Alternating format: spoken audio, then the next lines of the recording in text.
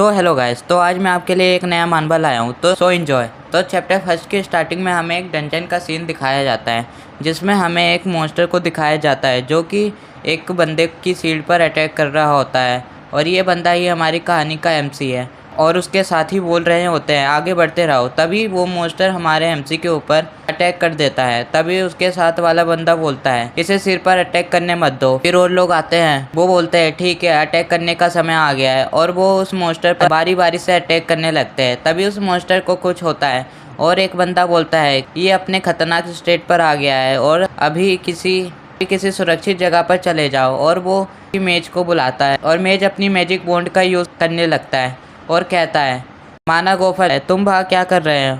हमारे पास इनफ माना नहीं है और हम हमारे एमसी का लेवल देखते हैं जो कि 29 होता है और उसको माना गोफर कहते हैं। तभी हमारा एमसी माना जमा करने लगता है और उस मेज को देने लगता है। फिर मेज कहता है बढ़िया, अब मैं इस गोलम को पक्का मार सकता हूँ।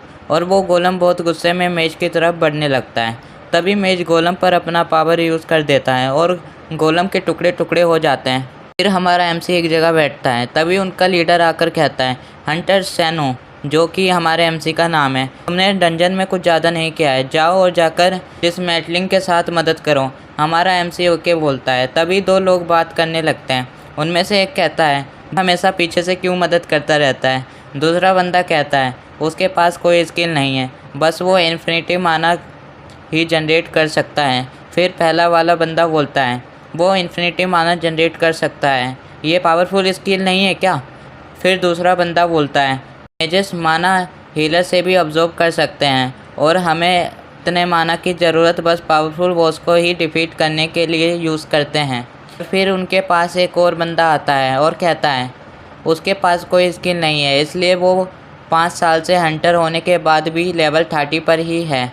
फिर तीनों बोलते हैं हमें क्या मतलब कि हंटर का लेवल क्या है, तो बस उसकी एबिलिटी ही यूज़ करना है। हमारा एमसी सोचता है मुझे सब सुनाई दे रहा है, ये सब मुझे सुनाने के लिए इतनी तेज़ बोल रहे हैं। फिर वो बोलता है मुझे कोई फ़र्क नहीं पड़ता, अभी भी क्विट नहीं करने वाला। फिर हमें ग्रेट सेज गिल्ड का सीन दिखाया जाता है, जिसमें हमारा एमसी चिल्लाते हुए बोल रहा होता है चीप अचानक से क्यों? आप मुझे मैन्युफैक्चरिंग डिपार्टमेंट क्यों भेज रहे हैं? चीप कहता है सर ने ध्यान नहीं दिया होगा, लेकिन अब तुम्हारे साथ कोई भी हंटर हंट पर नहीं जाना चाहता। सिर्फ लेवल 29 पर प्रो हंटिंग करना इम्पॉसिबल है और सिर्फ तुम एक ही स्किल यूज़ कर सकते हो जो कि माना जनरेशन है। एमसी कहता है लेकिन मैं हंट्स पर बहुत ज़्यादा माना यूज़ कर सकता हूँ और मैं लेवल 30 पर भी पहुँचने वाला हूँ और जब ये होगा।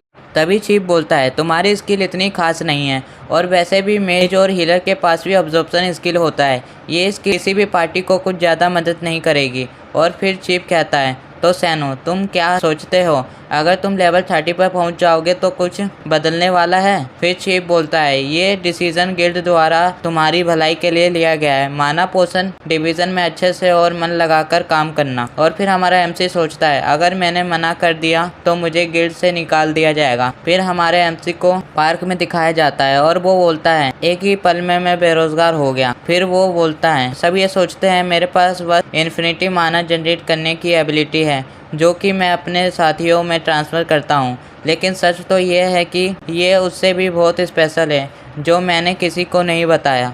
फिर उसके सामने एक स्क्रीन आती है जिस पे लिखा होता है क्या तुम इसे कॉपी करना चाहते हो? और जब वो कंट्रोल+C दबाता है तो उसके हाथ में रखा आइटम डबल हो जाता है। वो बोलता है कंट्रोल+C और कंट्रोल+P ये स्किल मुझे टारगेट को पेस्ट या कॉपी करने में मदद करते हैं। ये ऐसे स्किल है जिनके बारे में मैंने कभी नहीं सुना और जब मैं हंटर बना तो मुझे इस स्किल से बहुत उम्मीद थी, लेकिन फिर मुझे पता चला कि ये स्किल एकदम बकवास है, क्योंकि अगर मैंने जिस आइटम को कॉपी किया है उसको मैंने अपने हाथ से हटा दिया तो वो गायब हो जाएगा, इसलिए मैं पैसे को भी कॉपी नहीं कर सकता और इक्विपमेंट को भी कॉपी करने के लिए मुझे बहुत लेवल की ज़रूरत होगी। और वो बताता है कि वो माना को भी कॉपी करता है तभी वो इन्फिनिटी माना बना पाता है। और फिर वो बोलता है मैंने स्किल भी कॉपी करने का ट्राई किया, लेकिन उसके लिए भी मुझे किसी हाई लेवल मॉन्स्टर को हराने की ज़रूरत है। वो सोचता है अगर मैं थोड़ा और लेवल कर लूँ और कुछ इक्विपमेंट को कॉपी कर पाऊँ तो मैं आसानी से हंट पर जा सकता हूँ।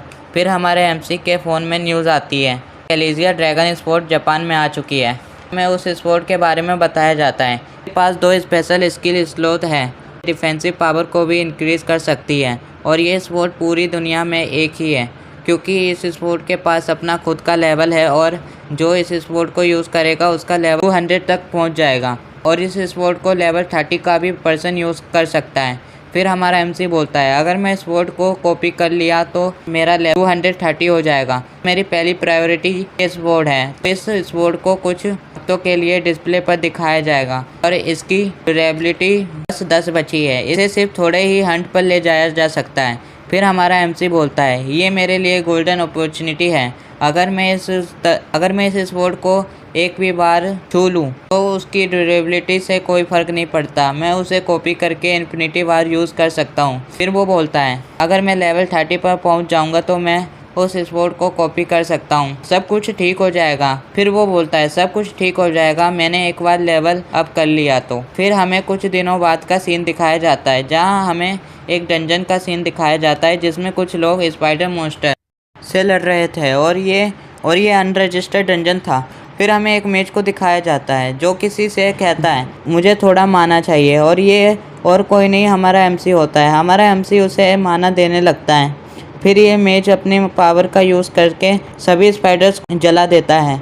हमारा एमसी कहता है कि इसकी फायर पावर तो कमाल की है। फिर वो अपना लेवल चेक करने लगता है। फिर हमारे एमसी के पास एक बंदा आता है और कहता है, तुम अपना स्टेटस फिर चेक कर रहे हो, लेकिन तुम चाहे जितनी बार भी चेक करो कुछ नहीं बदलने वाला। हमारा एमसी कहता है, नहीं, मैं तो बस बॉस से फाइट करने के लिए प्रिपरेशन कर रहा था। फिर वो बोलता है कि सेनपाई, तुम इधर ऑडियंस की तरह बस यहाँ देखने आए हो, तुम फ़ी पे कर देना। हमारा एमसी कहता है, तो अब मुझसे पैसे भी मांग रहे हो? फिर हमारा एमसी बताता है, ये मेरा जूनियर था, हम सेम गिल्ड से थे और इसे अनरजिस्टर्ड डंजन बस पैसे बनाने के लिए ज्वाइन किया है। हालांकि ये बहुत डेंजरस डंजन है जो हंटर एसोसिएशन से रजिस्टर नहीं है, लेकिन ये अच्छा हुआ कि मैं भी इन हाई लेवल हंटर्स के साथ आ पाया। फिर उन्हें बॉस रूम दिखाई देता है और सभी बॉस रूम की तरफ बढ़ने लगते हैं। और फिर हमें जाइंट स्पाइडर दिखाया जाता है और उसका नाम एलेक्सा होता है और उसका लेवल 80 होता है। हमारा एमसी कहता है, मुझे तो ये पागलपन लग रहा है, अगर मैं इसको छूंगा भी तो तुरंत मारा जाऊंगा। क्या हम इसे हरा भी पाएंगे? तभी एमसी का जूनियर कहता है, तुम क्यों डर रहे हो, तुम्हें फाइट भी नहीं करने जाना। इस जाइंट स्पाइडर को मारना बहुत आसान है, लेकिन हमें सावधान भी रहना होगा। अगर हम इन जालों में फंस गए तो ये हमारे मूवमेंट को बंद कर देगी और तुम्हें अंडों से भी सावधान रहना होगा। अगर कोई भी अंडा टूटा तो जाइंट स्पाइडर बहुत गुस्से में आ जाएगी और ये अपने बजर्क मोड में आ जाएगी। फिर इसे कोई भी नहीं हरा पाएगा। फिर मेज चिल्लाते हुए कहता है, तुम इसे ये सब क्यों समझा रहे हो? जूनियर कहता है, सॉरी। मेज बोलता है, हमारे पास टाइम नहीं है। तभी मेज गलती से एक पत्थर पर किक मार देता है, जिससे वो पत्थर जाकर स्पाइडर वेब पर लगता है और सभी की हालत ख़राब हो जाती है क्योंकि वो स्पाइडर जग जाती है और वो स्पाइडर चिल्लाते हुए लीडर के ऊपर हमला कर देती है। लीडर कहता है, ये सब उस बेवकूफ़ मेज की वजह से हुआ है, अब ये स्पाइडर जग गई है। और लीडर उस स्पाइडर का पैर काट देता है और सभी से कहता है, हमला करते समय जालों और अंडों से बचकर रहना। और सभी फिर उस स्पाइडर पर अटैक करने लगते हैं। हमारा एमसी उन्हें छुपकर देख रहा होता है और कहता है, वो सब स्पाइडर को इतनी आसानी से मार रहे हैं, अच्छा हुआ कि सभी बहुत स्ट्रॉन्ग है और मेरे ख्याल से स्पाइडर को मारने के बाद मेरा लेवल 35 हो जाएगा। तभी वो स्पाइडर अपने वेब्स रिलीज़ करने वाली होती है, लेकिन मेज अपने फायरबॉल से उस पर अटैक कर देता है, लेकिन वो उसके फायरवॉल को ब्लॉक कर देती है। मेज को गुस्सा आ जाता है और वो बहुत ज़्यादा पावर यूज़ करने लगता है। हमारा एमसी कहता है, रुको, लेकिन वो बहुत सारे फायरवॉल रिलीज़ कर देता है। लीडर कहता है, तुम ये क्या कर रहे हो, इससे सारे अंडे टूट जाएंगे। हमारा एमसी कहता है, अब बहुत देर हो चुकी है और सारे अंडे टूट जाते हैं। लीडर कहता है, ये सही नहीं हुआ, अब सब इधर से भागो, ये बर्सर्क मोड में जाने वाली है। और वो स्पाइडर तभी लीडर पर अपना वेब शूट कर देती है। तभी हमारा एमसी का जूनियर आता है और कहता है, जल्दी करो, किसी पिलर के पीछे छुप जाओ।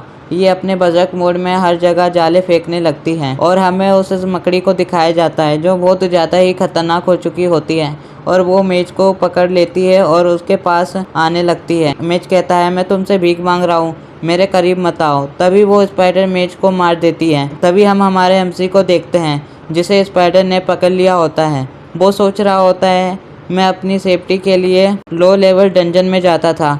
मुझे विश्वास नहीं हो रहा, सिर्फ लेवल अप करने के लिए मैं मारा जा रहा हूँ। और फिर वो स्पाइडर हमारे एमसी के ऊपर हमला कर देती है। तभी हमारे एमसी के पास Ctrl+B का ऑप्शन आता है और वो उन वेब से बाहर आ जाता है और कहता है, भले ही मेरे कॉपी और पेस्ट की गई आइटम गायब हो जाए, लेकिन मैं खुद नहीं गायब हो सकता। मैंने डंजन में एंटर होने से पहले खुद की कॉपी बना ली थी, बिल्कुल गेम की तरह। जब मैं एक बार मर जाऊंगा तो मैं खुद को पेस्ट कर सकता हूँ और मेरी लाश गायब हो जाती है। मेरे पास कोई चॉइस नहीं था, मुझे इसका यूज़ करना ही पड़ा। तभी वो स्पाइडर एमसी के ऊपर हमला कर देती है, लेकिन वो फिर से खुद को पेस्ट कर लेता है और उस स्पाइडर से छुप जाता है और कहता है, अगर चीजें ऐसे ही चलती रही तो मैं खुद को कॉपी पेस्ट करके ही खत्म हो जाऊंगा। मुझे इधर से बाहर निकलना होगा। तभी हमारा एमसी देखता है उसका जूनियर जो अभी भी जिंदा होता है। फिर एमसी अपने मन में सोचता है, मुझे माफ कर देना, पर मैं खुद नहीं जानता मुझे क्या करना चाहिए। तभी वो स्पाइडर जूनियर के तरफ बढ़ने लगती है, लेकिन हमारा एमसी स्पाइडर की तरफ बढ़ने लगता है और कहता है, अगर मैंने इसे इधर ही छोड़ दिया तो मैं सीनियर कहलाने के लायक नहीं। वो मकड़ी पर अटैक कर देता है, लेकिन वो खुद ही जमीन पर गिर जाता है और वो सोचता है, मुझे इस स्पाइडर को दूसरे डायरेक्शन में ले जाना होगा। तभी एमसी को लेवल अप का नोटिफिकेशन आता है और वो देखता है कि वो लेवल 30 पर आ गया और वो सोचता है, शायद मैंने उस स्पाइडर पर अटैक किया था, इसी वजह से मेरे लेवल अप हो गया। लेकिन तभी वो स्पाइडर उस पर अटैक कर देती है, लेकिन वो फिर कॉपी पेस्ट हो जाता है और सोचता है, अब मैंने लेवल अप कर लिया है तो अब मुझे बस लॉन्ग ड्रैगन स्वॉर्ड को ही कॉपी करना है। फिर हमारा एमसी स्पाइडर से कहता है, मैं जितनी बार ही मरूं लेकिन तुझे मारकर ही रहूंगा अगर मैं थोड़ा सा भी डैमेज करूं। और फिर वो स्पाइडर की तरफ बढ़ जाता है और कहता है, यहाँ तक कि मेरी कॉपी पेस्ट स्किल भी यूज क्यों ना हो। फिर हमें 3 दिन बाद दिखाया जाता है, जहाँ हमारा एमसी बताता है, मैं इससे दिनों रात से लड़ रहा हूँ और 50 बार मर चुका हूँ और जो भी वेपन मेरे पास थे वो सब भी डिस्ट्रॉय हो गए। और फिर वो स्पाइडर का एक पैर काट देता है और कहता है, जैसे जैसे लड़ाई चल रही है ये मकड़ी कमजोर होती जा रही है। वो कहता है कि ये अच्छी बात है कि इस मकड़ी के पास हीलिंग पावर नहीं है। फिर वो मकड़ी एमसी के ऊपर जाले फायर कर देती है, लेकिन हमारा एमसी उसे डॉज करते हुए कहता है, इस मूव से पहले ही 4 बार मर चुका हूँ। फिर वो मकड़ी अपने पैर से हमारे एमसी पर अटैक कर देती है, लेकिन वो इसे भी डॉज कर लेता है और फिर मकड़ी के पैरों पर चढ़कर उसके सर पर अटैक कर देता है, लेकिन तभी उसकी स्वॉर्ड टूट जाती है। वो कहता है, ये सस्ती स्वॉर्ड, मुझे इसे कॉपी नहीं करना चाहिए था। फिर वो जमीन पर गिर जाता है और वो मकड़ी उस पर अटैक करने लगती है। तभी उसकी बॉडी हमारे एमसी के बार बार मारने से कमजोर हो चुकी होती है और वो ब्लास्ट हो जाती है। हमारा एमसी कहता है, मैंने आखिरकार कर दिया। फिर वो बोलता है, तुझे एक लो लेवल के हंटर से हारने के बाद कैसा लग रहा है। फिर हम देखते हैं हमारे एमसी को लेवल अप होने के मैसेज आ रहे होते हैं और उसे एक नोटिफिकेशन आता है कि तुम्हें जायंट किंग स्पाइडर को मारने के बाद एक रिवॉर्ड मिला है। फिर हमें एमसी को दिखाया जाता है जो अपने दोस्त को उठाकर ले जा रहा होता है। वो कहता है, अब मैं तुम्हें बेहतरीन बिस्की पिला सकता हूँ। तभी हमारे एमसी के ऊपर कोई अटैक कर देता है। वो देखता है ये तो उस स्पाइडर के बच्चे हैं। हमारा एमसी कहता है, क्या तुम मजाक कर रहे हो, मेरे पास और स्वॉर्ड नहीं है। फिर हमारा एमसी सोचता है, मैं तो ठीक हूँ, लेकिन अगर ओई पर किसी ने अटैक किया तो वो तो गया। तभी एक स्पाइडर उन पर अटैक कर देता है, लेकिन उस स्पाइडर पर कोई अटैक कर देता है और सभी स्पाइडर उसे देखने लगते हैं। और हम देखते हैं वो एक मेज होती है, सभी स्पाइडर उस पर हमला कर देते हैं, लेकिन वो हेल फायर कहती है और एक ही बार में सबको जला देती है। फिर हमें उस लड़की के बारे में बताया जाता है। हेल फायर एक फायर स्किल है जो हाईएस्ट फायर मैजिक है और दुनिया में कुछ ही लोग इस स्किल का यूज कर सकते हैं। और हमारा एमसी कहता है, मेरी मेमोरी के हिसाब से जापान में सिर्फ ऐसा एक ही होना चाहिए, द बिचब्लेड, जादुई तलवारबाज जो भाले की तलवार का यूज करती है और ये जापान में हंटर में 5th रैंक पर आती है। वो बोलती है, क्या सिर्फ तुम दोनों ही सर्वाइवर हो। हमारा एमसी कहता है, अनफॉर्चुनेटली हाँ। वो वहाँ की हालत देखते हुए सोचती है, स्पाइडर्स के बेबीज रिलीज हो गए थे, इसका मतलब अंडे भी टूटे होंगे, और अगर अंडे टूटे होंगे तो वो स्पाइडर बजर्क मोड में भी आई होगी। और देखने से लगता है सभी हाई लेवल हंटर मारे गए। लेकिन फिर वो हमारे एमसी को देखती है और कहती है, इसने इस रूम में बॉस के साथ सरवाइव कर लिया, यहाँ तक कि इसने किसी को बचा भी लिया। देखने से तो लगता है ये सिर्फ एक लो लेवल हंटर है, लेकिन इधर आखिर हुआ क्या था। फिर हमें जापान हंटर एसोसिएशन दिखाया जाता है जिसमें हमें इंट्रोगेशन रूम दिखाया जाता है जहाँ वो उस लड़की से कहता है, थैंक यू सो मच हंटर नेंसे, अगर आप बाहर नहीं आती तो हम जिंदा नहीं बच। और डंजन एक्सेस मैनेजमेंट ऑफिसर्स को भी जिसने रिपोर्ट किया था।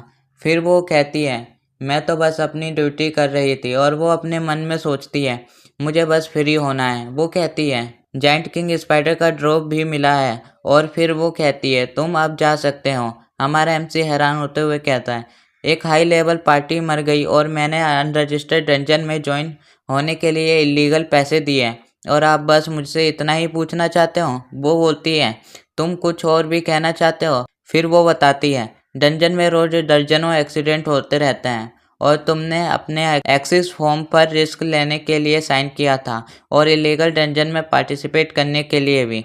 एसोसिएशन लो लेवल हंटर के साथ हाई लेवल हंटर को पैसे देकर जाने को गलत नहीं मानती, लेवल अप के पर्पस के लिए। यह नेचुरल है कि हंटर स्ट्रॉन्ग बनना चाहते हैं और अगर वो कोई शॉर्टकट लेते हैं तो फिर भी यह उन्हें डेवलप होने में मदद करेगी।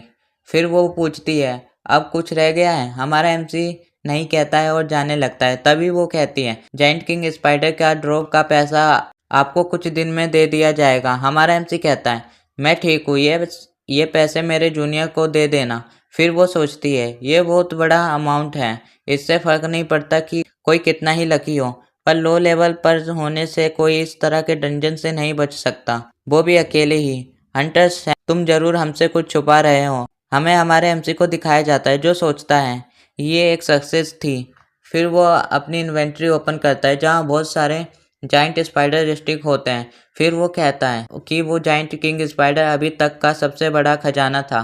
फिर हमें कुछ घंटे पहले उसी डंजन का सीन दिखाया जाता है और हमें उस स्टिक के बारे में बताया जाता है। जब इस स्टिक का यूज़ किया जाता है तो ये कुछ समय के लिए चिपकने की शक्ति देगी।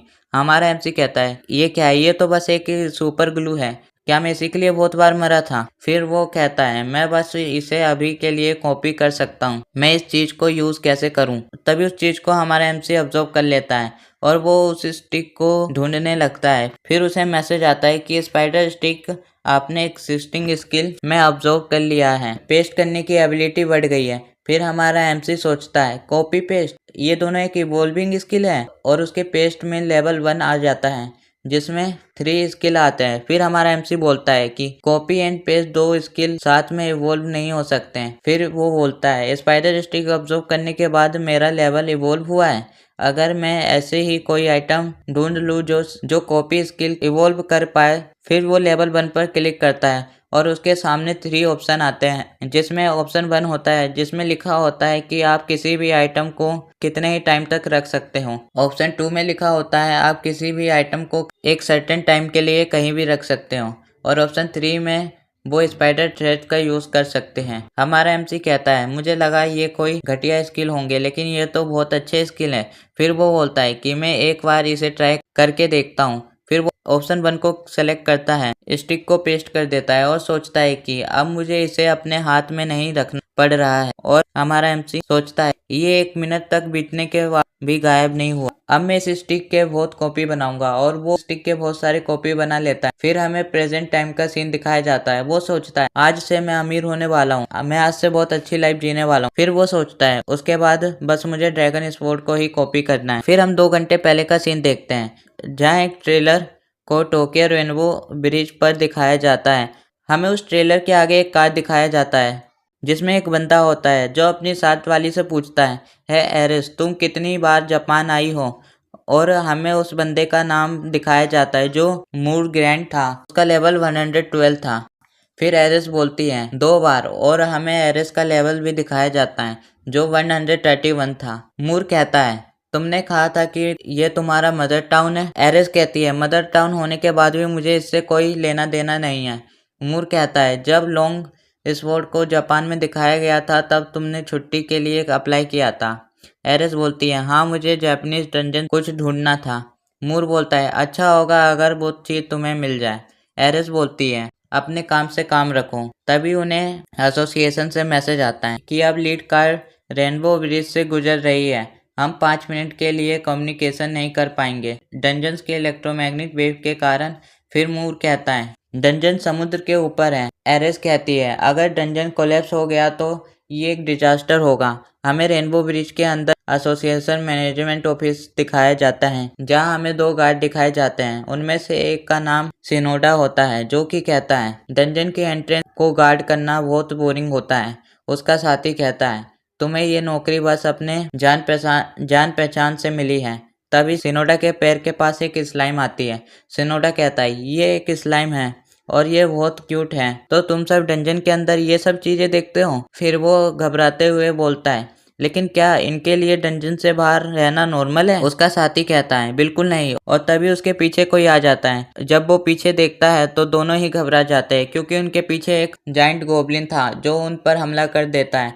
फिर हमें अभी का समय दिखाया जाता है जहां हमारा एमसी गिल्ड में होता है। एमसी कहता है मैं जानता था अगर मैं उस जाइंट स्पाइडर को मारता तो मेरी एबिलिटी बढ़ जाती। ठीक है अब बस थोड़ा सा और फिर मैं लेवल 50 पर पहुंच जाऊंगा।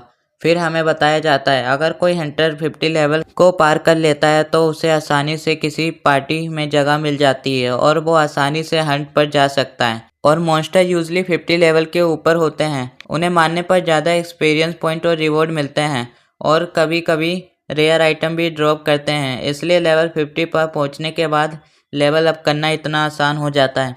हमारा एमसी बोलता है ठीक है कि तभी कुछ लोग भागते हुए आते हैं और कहते हैं रास्ते से हट जाओ। कोई कहता है अचानक से डंजन कैसे कोलैप्स हो सकता है? हमारा एमसी कहता है क्या डंजन कोलैप्स?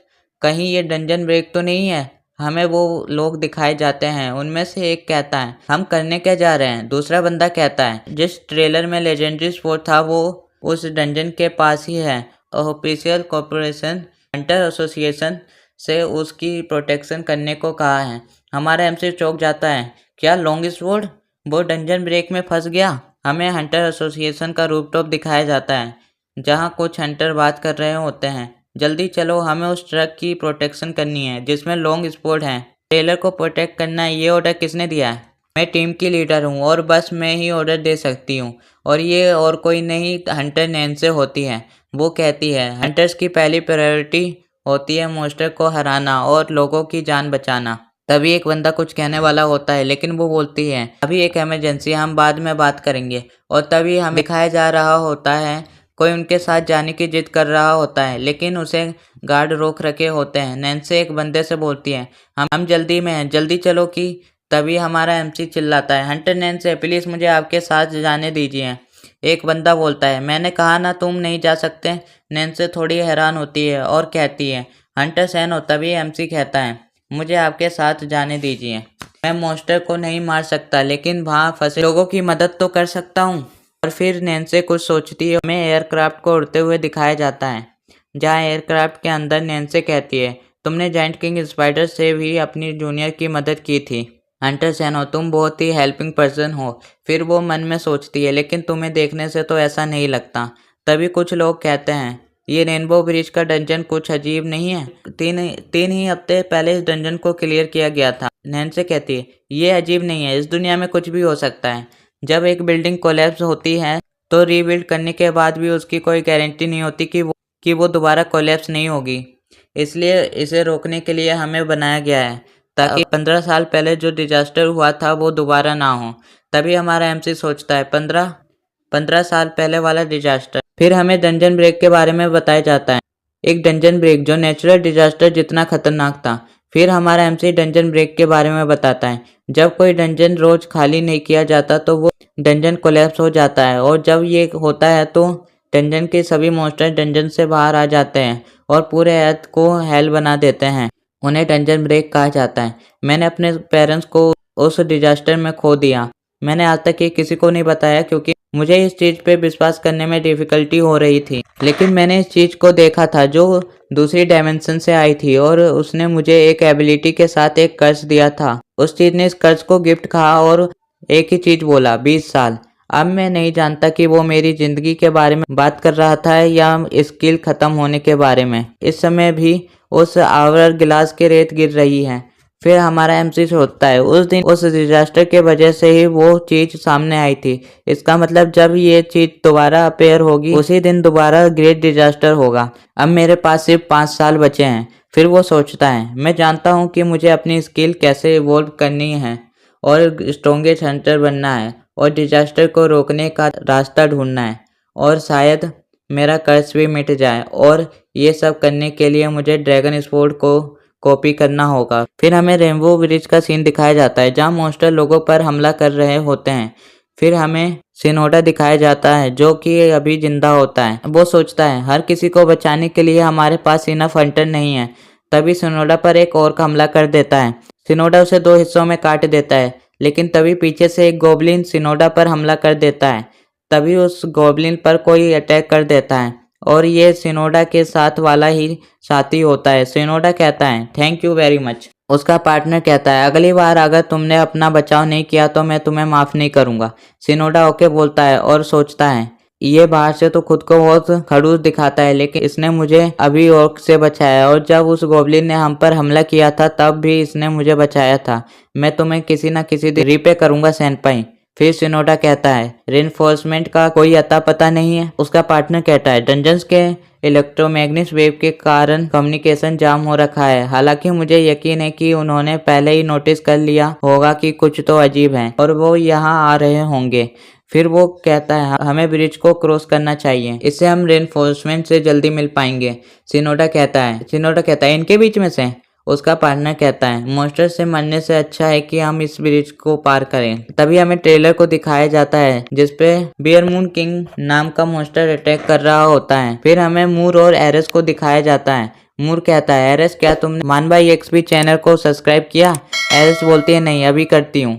और फिर मूर कहता है क्या ये ट्रेलर ठीक रहेगा? एरेस कहती है मुझे पता है तुम्हें चिंता हो रही है, लेकिन निश्चिंत रहो मेरा डिफेंस मैजिक टॉप टायर का है। यहाँ तक कि इसे 400 लेवल का मॉन्स्टर भी एक भी खरोच नहीं पहुंचा सकता। तभी उसका डिफेंस मैजिक टूट जाता है। सब हैरान होते हैं। शिनोडा सोचता है ये क्या चीज है? एरेस सोचती है मेरा डिफेंस मैजिक भी इसके सामने यूजलेस है। तभी हमें एयरक्राफ्ट का सीन दिखाया जाता है। एक बंदा एयरक्राफ्ट से बाहर देखकर हैरान था, कहता है टीम लीडर ये तो। लीडर हैरान होती है और हमें बाहर का सीन दिखाया जाता है जहाँ एक बहुत बड़ा मॉन्स्टर होता है जो रेनबो डंजन का फाइनल बॉस होता है। टीम लीडर पूरी हैरान होती है और कहती है सब इसके इम्पैक्ट के लिए तैयार हो जाओ। और वो मॉन्स्टर एक ही अटैक करता है और एक ही अटैक में पूरे ब्रिज को तबाह कर देता है। हमारा एमसी सोचता है इस डंजन के बॉस ने तो पूरा ब्रिज उड़ा डाला, क्या मेरा लॉन्ग स्पोर्ट सेफ होगा? और इसी के साथ इस वीडियो का एंड होता है। अगर आपको जानना है कि आगे क्या होने वाला है तो कमेंट में पार्ट 2 लिखना ना भूलना। Bye bye.